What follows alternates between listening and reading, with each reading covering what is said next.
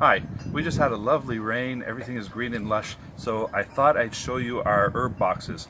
A couple years ago we built some herb boxes on the side of our deck, and we plant all our herbs in there that we like to use in our cooking. Okay, here we started with some parsley, some flat leaf parsley, and we have our thyme here, which is growing quite wild. And I had a little space, so I planted a little bit more parsley. And this here is a different type of sage. It's called pineapple sage. I think it's more for the color because it really doesn't smell like pineapple or taste like it. We have cilantro that Sandy likes. I'm not a big fan of it.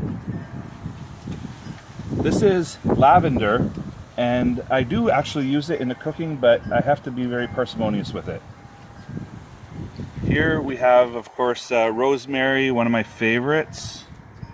And the sage is coming along quite nice. It comes back every year, which is great.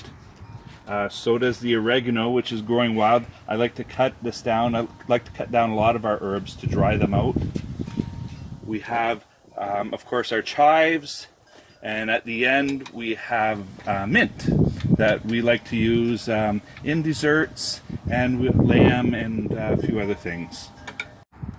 And this is our basil. I like to keep the basil in a pot because it makes a nice potted plant. It looks lovely, it tastes great, and we make pesto every year and we freeze it.